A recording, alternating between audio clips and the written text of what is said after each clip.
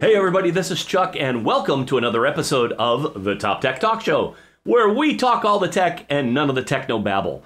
So, kind of something came up the other day. I was working on a new platform. I got a Substack because we do a radio show in the morning, and that segment goes out all over the nation, and I thought, wow, that's a great audience reach, but they really don't know much about what's going on all these other podcasts that we mess with.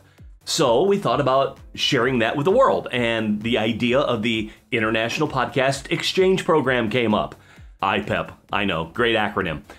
That being said, the idea is pretty valid that you have an audience, maybe you make a podcast or create content, and you have your reach, people that know you or have stumbled upon your show like they do mine. How about exchanging those audiences on a platform that's completely neutral? You post whatever you want and keep it pretty clean if you don't mind. There's, we're little wee audience members out there. With that being said, we're going to give you categories. We'll let you choose what you're creating. You don't have to host this with us. You can put it wherever you like. And we're just going to share those audience members. It'll always be here where you can see it. And unlike other platforms, right now we're not hitting you up for money. There's no, other thing other than promoting goodwill and sharing audience members that might have different interests that you never even thought of. So I'd love to hear what you think about it. There's a little short segment following this and kind of gives you an idea. If you like that, please drop us a line, send us 3 to 5 minutes of your audio, and we'll promote your podcast with all kinds of other cool content from all over the world. Once again, Chuck, thanks so much for watching. Please be sure to subscribe, do all the things, read the socials, you know how to find me, and we love you guys. Have a good one.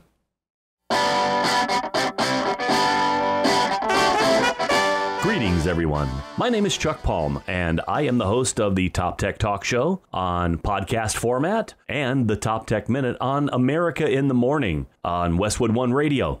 And in an effort to promote podcasting far and wide in our new International Podcast Exchange Program. You can get more information on this at ipep.show. Now, for just a little bit about what I'm doing here. Why talk top tech? It's pretty simple. I'm tired of tech fails. I want something that shows that technology can be used to make people's lives better. We are always pointing out all the cool new things that are happening all over the world with technology, robots, AI, home automation, and they all fail. I've decided to make it my job to find those that aren't failures and that might actually make humanity better, or at least easier to live with. For example, flying cars are a real thing. They're coming to Chicago at the O'Hare International Airport, and they will get you to downtown Chicago in 10 minutes. If you took a taxi, it would take almost an hour. I think that's great. Will the drones keep flying? Are the batteries going to give out? Are they going to start falling out of the skies? That's yet to be seen. And what about crypto?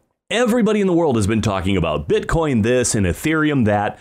Have they really looked at how crypto is changing people's lives? There are people all over the world that have access to sophisticated banking tools from third world countries for the first time ever. That's pretty good top tech. And there's people that are using it for nefarious reasons. Just look at FTX, the complete crypto meltdown that caused a crypto winter. What was Sam Bankman-Fried even thinking? I have a pretty good idea. He was thinking, I'm not even 30 years old and I'm a billionaire. Yeah, that kind of money changes people, but not always for the better. We did see some altruistic plans coming away from FTX. They were giving money to help people get started in business. They were loaning to other crypto companies. They were even giving money to political campaigns. Nah, nothing hinky there.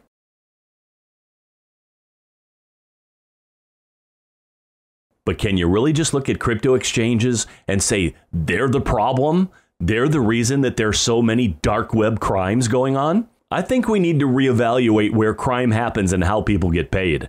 Because it's not just in Bitcoin.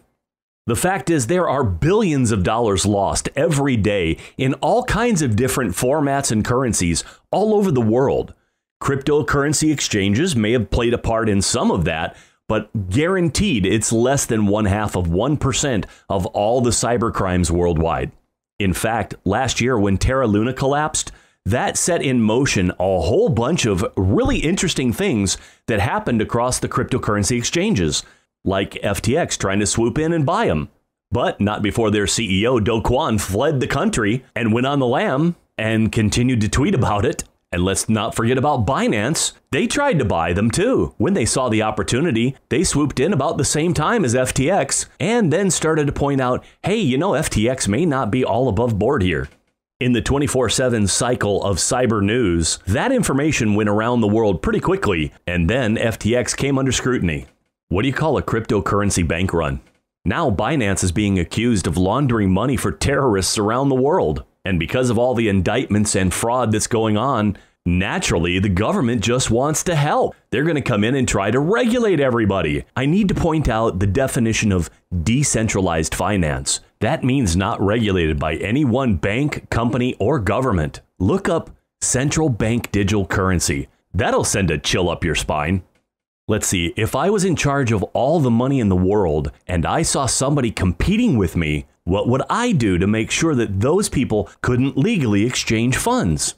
I know. Let's get the SEC to regulate every one of them out of existence. Just remember when they say, I'm from the government and I'm here to help. Thanks for listening. If you have a podcast and you want to be a member of the International Podcast Exchange Program, just go to ipep.show and send us a message and 3 to 5 minutes of your favorite content. I'm Chuck Palm.